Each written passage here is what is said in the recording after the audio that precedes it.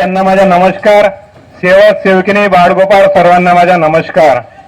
बघा, आज आम्ही 22 वर्ष झाले या मार्गामध्ये आहे आणि आमचं एक संघटित कुटुंब होतं आणि आज आमचा 7-8 लोकांचा परिवार होता.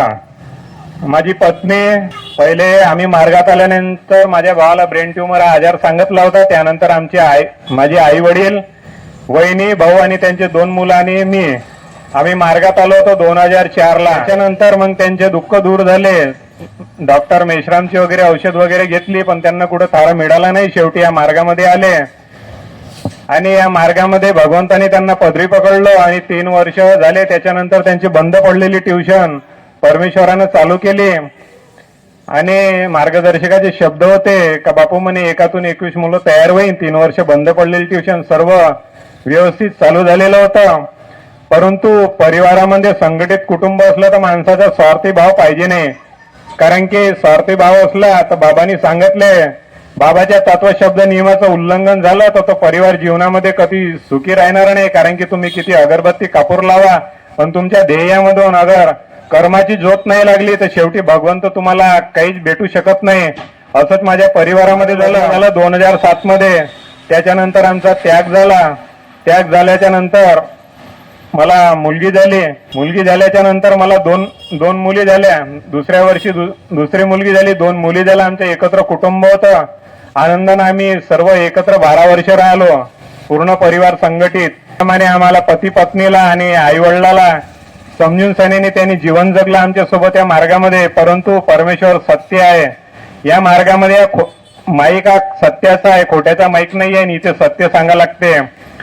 त्याचप्रमाणे काही दिवसांनी, काही कालावधीनंतर त्यांना कॅन्सर उद्भवला माझ्या बहिणीला. त्यांनी मार्गदर्शकाकडे त्या शब्दाची सोडवणूक केलेली नाही आणि इकडे तिकडे औषध पाणी घेऊन सनी याचे त्याचे विचार म्हणून त्याने ऑपरेशन केलं. ऑपरेशन केल्याच्या नंतर त्यांनी आयुर्वेदिक औषध चालू केले. औषध चालू केल्याच्या नंतर 2014-15 मधली गोष्ट आहे ते. त्याच्यामध्ये त्यांनी केलं पण त्यांना काही साध्य झालेलं नाही. मग मी भगवंताला असाच योग मागत होतो. मला 2 मुली झालेल्या होत्या आणि माझ्या साड्यालाही मुलगी आणि माझ्या आकड सासूलाही 3 मुली होत्या. त्याच्यामुळे मी भगवंताला योग मागितला. बाबा म्हणलं माझ्या भावाचा मुलगा एका डोळ्याने आंधळा आहे. कारण की मार्गामध्ये वडिलाची तब्येत खराब झाल्याच्या नंतर मुलगा पाणी होतं, पाण्यावरून घसरून पाय पडला त्याचा वाला आणि त्याच्या डोक्याला लागलं. दवाखान्यामध्ये ऍडमिट केलं. त्याचा तो डोक्याला वगैरे लागले असेल पण ते काही दिवसाने त्याला बरं झालं आणि काही दिवसानं असाच ताप आला त्याला आणि तो तापामध्ये त्याचा डोळा गेला. 80,000 रुपये लागले शुअरटेक मध्ये. भगवंत अशी आपत्ती आणते. त्याच्यामुळे परमेश्वरानं मीने योग मागितला. बाबा म्हणलं मी तुझ्या सेवक आहे, तुझ्या नावाचा झंडा लागला पाहिजे, तुझ्या नावाची ज्योत माझ्या घरी लागली पाहिजे. माझ्या पत्नीचे 2 सीजर झाले होते आणि 3रं पण सीजर होणार होतं. माझ्या सासरकडले लोक म्हणे, आजी म्हणे तुम्ही 3रं सीजर आहे इकडे तिकडे चेक करायला जा. पण मी म्हणलं भगवंतानं माझ्या भावाचं एवढं मोठं ब्रेन ट्यूमर आजार दुरुस्त केला. म्हणलं मन भटकून काही फायदा नाहीये. मग मी मौदा आश्रमला श्रमदान करायला गेलो. तिथे बाबाला शब्द ठेवला. बाबा म्हणलं मला मुलगा होईन तर 26 जानेवारीला नमस्कार करायला आणि 10,000 रुपये तुमच्या 26 जानेवारीच्या कार्यक्रमाला देईन म्हणलं. माझ्या पत्नीला 1.25 महिना झालेला होता. मी श्रमदान करायला गेलो. तिथे शब्द ठेवला आणि 3 महिने झाल्याच्या नंतर मी इकडे तिकडे जाणार होतो. परंतु असा एक प्रसंग पडला. मी जनरल हवनं करत होतो इकडे तिकडे. 2 दिवसा अगोदर मी तिकडे चेक करायला जाणार. त्याच्या 2 दिवसा अगोदर मला भगवंतानी सेलो गराड इथे हवनाचा निमंत्रण होतं. तिथे हवनामध्ये गेलो. जनरल हवनामध्ये असे बसलो होतो. सेवक 2-3 हजार लोक होते खाली बसले होते. ते एक हिंगणघाटचे सेवक होते. ते म्हणे दादा तुम्ही मार्गात कशासाठी आले म्हणे. काकाजी म्हणलं मी माझ्या भावासाठी मार्गात आलो. म्हणलं काकाजी तुम्ही तर माझ्या म्हणे 22 वर्षाचा मुलगा आहे म्हणे, मानसिकरित्या खराब झालेला आहे म्हणे. काकाजी म्हणलं डॉक्टरी इलाज वगैरे केला का. तर हो म्हणे. ठीक आहे काकाजी भगवंताला शब्द द्या आणि सांगा म्हटलं का मी निमित्त मात्र दवाखान्यामध्ये नेत आणि मुलगा 3 दिवसात बरा झाला पाहिजे आणि बरावून घरी गेला पाहिजे. त्यांनी माझ्या शब्दावर त्या मुलाला आणलं. भगवंताची अशी परीक्षा होती. बाबा आपले फुकट काही घेत नाही. कारण की मी शब्द दिलेला होता 26 जानेवारीच्या श्रमदान करायला की 10,000 रुपये देईन आणि मुलगा होईन तर नमस्कार करायला आणीन. एवढी मोठी शक्ती आहे भगवंताची. माझ्या हातून त्या सेवकाची सेवा करते का. कारण की आपल्याला सेवकाची पदवी दिलेली आहे. से म्हणजे सेवा, व म्हणजे वचन, क म्हणजे कर्तव्य. याचं आपण पालन करतो का म्हणून भगवंतानं अशी परीक्षा घेतली माझीवाली. ते काकाजी माझ्या शब्दावर आले. दवाखान्यामध्ये माझी छोटी शेती आहे बहादुऱ्याला. मी भाजीपाला विकायचा. हप्त्यातून 4 दिवस बुधवाऱ्या दिवशी आणले त्यांनी मुलाला. मला फोनावर फोन करत होते, काकाजी म्हणलं मी भाजीपाला विकतो आणि येतो म्हणलं दवाखान्यामध्ये. दवाखान्यामध्ये गेल्याच्या नंतर मुलगा कसा आहे तर बघितलं, संडास बाथरूमचं दार होतं, तिथे टेकून बसला होता, दरवाजा धकवला, परंतु तो दरवाजा धकत नव्हता. अशी कोणती शक्ती होती त्या मुलामध्ये. 6 महिने झाले त्यांनी आंघोळ नव्हती केली, कपडे नाही बदलवले, दाढी कटिंग नाही केली होती, अशा अवस्थेमध्ये तो मुलगा होता. तर मग त्याने मी गेल्याच्या नंतर त्यांना सांगितलं, काकाजी म्हणलं उद्या आंघोळ पाणी करून तुम्ही तयार राहा. सोडवणूक होते त्यांची, सोडवणूक करून घेऊ म्हटलं. तर ठीक आहे म्हणे. आंघोळ पाणी करून तयार राहिले ते. माझी सेवा अशी झाली, माझी पत्नी रोज त्या मुलाचा नाश्ता वगैरे करून द्यायचा. मुलाचे वडील, मुलाची बहीण आणि मुलगा या तिघांसाठी मस्त नाश्ता बनवून द्यायची. रोज मी 6 वाजता 6च्या अगोदर भगवंताची ज्योत लावून 7 वाजता मी दवाखान्यामध्ये जायचा. गुरुवारी दिवशी गेलो, काकाजीकडे गेलो. काकाजी म्हणे तुम्ही मार्गात आले तर किती वर्ष झाले म्हणे. 8-9 महिने झाले जी म्हणे. भगवत भक्ती अशी करा म्हणे का शक्ती भेटली पाहिजे आणि काही काम असं करा म्हणे का काही नाव झालं पाहिजे ना. मला एक मेटा उमरीचं हवन दिलं. मी भगवंताला हवनामध्ये गेलो आणि भगवंताला सांगितलं, बाबा म्हणलं ते सेवक माझ्या शब्दावर आले, मुलगा बरा झाला पाहिजे आणि 3 दिवसात घरी गेला पाहिजे. शुक्रवारी दिवशी त्याच नित्य नियमाने नाश्ता पाणी करून त्या दवाखान्यामध्ये गेलो. शुक्रवार गेला, शनिवार गेला. शनिवारी नंतर गेल्याच्या नंतर तो मुलगा म्हणते तुम्ही कुठे राहता. मी म्हणलं नागपूरला. म्हणे तुमचा स्वभाव खूप आवडला म्हणे. भगवंतानं म्हणलं आपले शब्द ऐकले, या मुलाची म्हणलं उद्या आपण आंघोळ करून देऊ. शनिवार दिवस होता, संध्याकाळी माल काढला आणि रविवारी सकाळी विकला. 12 वाजतापर्यंत घरी गेलो, आंघोळ जेवण केलं. एक अनेकातले होते त्यांना घेऊन दवाखान्यामध्ये गेलो. मॅडमला म्हणलं नर्सला पाणी गरम करा म्हणलं. पाणी गरम करून दिली, त्याची आंघोळ वगैरे हातपाय घासून दिली आणि थोड्या वेळाने त्याने अंगावर बाल्टी उघडली आणि तो घाबरल्यासारखा करायला लागला आम्हाला. मी म्हणलं एक अनेकवाले होते, घाबरा नको, काही होत नाही. बापा म्हणलं काही खाते का. त्यांनी कपडे वगैरे काही बदलवले नाही, त्याच कपड्यावर तो त्या दवाखान्यामध्ये राहिला. म्हणलं बापू काही खाते का. हो म्हणे आईस्क्रीम खातो.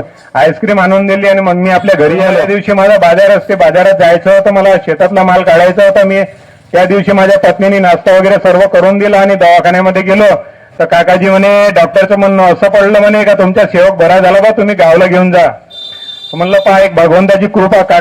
काकाजी म्हणे मला बापू म्हणे तुला चाला लागते. म्हणलं काकाजी आता तुम्ही सेवक चालेच आहे म्हणलं आणि भगवंतानं आपली ओळख करून दिली तर कधी नाही कधी येणारच म्हणलं मी तुमच्याकडे. नाही बापू म्हणून तुला चाला लागते म्हणे. मी म्हणलं एक जीवनामध्ये विचार केला, म्हणलं माणूस पैसा जीवनामध्ये किती कमावते, परंतु भगवंत म्हणलं एक माझी परीक्षा पाहत असेल, त्याच्यामुळे मी त्या मालाकडे लक्ष नाही दिलं आणि मी त्यांच्यासोबत हिंगणघाटला गेलो.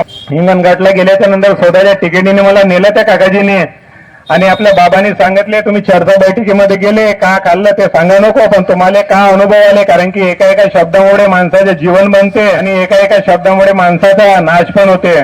म्हणून मी त्यांना सांगितलं, मी म्हणलं भगवंताला तिथे शब्द दिला आणि म्हणलं मुलाचा योग मागितला होता, म्हणून म्हणलं भगवंत माझी परीक्षा घेत आहे. त्याने दुसऱ्या दिवशी दाढी कटिंग करायला नेलं पोराला आणि आंघोळ वगैरे सर्व केली आणि तिथून मग मी त्याने पूर्णाचा पाहुणचार येथे केलं. काकाजी म्हणलं एवढं सर्व कशाले, तर बापू म्हणे हा एका वर्षातून हा पहिला सण म्हणे माझ्या घरी दिवाळी. त्याने मला स्वतःच्या तिकिटीनं मला पाठवलं. जामपर्यंत आल्यानंतर डोळ्यात पाणी असं आलं, पहा म्हणलं परमेश्वरा माझ्या भावामुळे मी या मार्गामध्ये आलो, नाही तर इकडे तिकडे टवाळक्या करत माझी जिंदगी गेली असती. म्हणलं भगवंतानी मला मुलगा पण दिला, बारसा पण केलं. इकडे तिकडे कोणाला विचारत होतो का भाऊ म्हणलं बारसा करायचे किती पैसे घ्या, आणि इकडे तिकडे सेवकांना विचारलं, पण शंकर भाऊनी मला 12,000 मध्ये सर्व आचारी वगैरे आणि सर्व मंडप वगैरे टाकून दिला आणि माझ्या मुलाचा बारसा करून दिला त्याने सर्व व्यवस्थित. आज तो मुलगा 10 वर्षाचा आहे, पण 10 वर्ष झाल्याच्या नंतर म्हणजे माझी वहिनी 2018 मध्ये मरण पावल्या आणि त्याच्यानंतर आम्ही परिवार वेगवेगळा झाला, कारण की ते म्हणत होते तू आता आपला मार्ग वेगळा करून घे म्हणे, कारण की मला दुसरा घर उभा करायचा आहे म्हणे. म्हणलं ठीक आहे, मी वेगळा राहत आहे. त्यांच्यामुळे पहा असं त्याने भगवंताला आपलं हे कुटुंब संघटित ठेवण्याचा विचार केला होता, कारण की शब्द दिला होता 22 वर्ष पहिले त्याने. कारण की मी म्हटलं तू आणि तुझी पत्नी तुम्ही दोघं जण मार्गामध्ये राहा म्हणलं आणि सेवा घ्या, आई वडिलाला मी सांभाळतो म्हणलं. नाही म्हणे आपण सर्व एकत्र करू म्हणे. पहा भगवंताला त्यांनी शब्द दिला. एवढी 25 वर्षाची ट्युशन होती ते पण बंद पडली. कोरोनामध्ये 2 एकर वावर होता, त्याच्यामधलं 1 एकर वावर त्यांनी घेतलं, तरी मी मन मोठं केलं. आई होती माझी जिवंत. वडील गेल्याच्या नंतर मला 1.5 वर्षांनी मुलाचा योग आला आणि मुलगा पण झाला. आज मी तेवढीशा शेतामध्ये सुखी समाधानी आहे. मला 2 मुली, 1 मुलगा, 1 मुलगी माझी 12वीला आहे आणि ते CA करून राहिली सोबतच, आणि 1 मुलगी आता 10वीला आणि मुलगा 5वीला. जेवढं दिलं होतं त्यांना तेवढं सर्व भगवंताने छिनून घेतलं, कारण की हा तत्वशब्द नियमाचा मार्ग आहे. म्हणून परिवारामध्ये राहत असताना स्वार्थी भाव ठेवायचा नाही, कारण की पैसा माणूस जीवनामध्ये किती कमावते आणि रूप आणि रुपयाचं कधी माणसानं घमंड केलेलं नाही पाहिजे. केव्हाही काही सांगता येत नाही. म्हणून या बाबाने आपल्याला 4 तत्व 3 शब्द आणि 5 नियम दिलेले आहे. तो आराखडा आपल्या जीवनामध्ये त्या तत्वशब्द नियमानं सेवक चालन तर दुखी कष्टी आणि गरीब राहणार नाही, राहीन तर आपल्या कर्मानं राहीन. आज मी एवढं सर्व केलं पहा या कार्यामध्ये. आणि मी त्यांना झेरॉक्स मागायला गेलो तर शुक्रवाऱ्या दिवशी झेरॉक्स मागितली आणि शनिवाऱ्या दिवशी त्याच्या मुलांनी घरी एसी फिट केला आणि माझ्या लाईनीवरून माझी लाईन पूर्ण डिम केली. पहा भगवंतानं 2 दिवस माझ्या परमेश्वराला अंधारात ठेवलं, पण तिसऱ्या दिवशी माझ्या घरी लाईन आली. पहा भगवंताची एवढी कृपा आहे. म्हणून म्हणतो या सेवकाने सर्व काही सोडा पण तत्वशब्द नियमानं चाला. आणि कारण की ह्या परिवार डबल भेटणार नाही. आपले रक्ताचे असून सनेनी कोणी कोणाचं नाही. या बाबांनी सेवकाची मोठी पदवी दिली, आदर सन्मानाचं नातं आहे. पहा मला सोनटक्के भाऊमुळे मी विचारलं, दादा म्हणे मला याची चिठ्ठी द्या म्हणे, तुम्ही साक्षगंध आहे एका जणाकडे. तर मी त्यांना सांगितलं तर त्यांनी मला चिठ्ठी मागितली. म्हणलं भाऊ इकडे हवन वगैरे कुठे आहे का? आज आहे दादा म्हणे खुशीचं हवन. म्हणजे ठीक आहे म्हणलं. पहा आज भाऊमुळे मला एवढं चांगला योग भेटला आणि 2 शब्द सांगण्याचा आणि तुम्हाला माझे अनुभव ऐकायला मिळाले. सर्वांना माझा नमस्कार.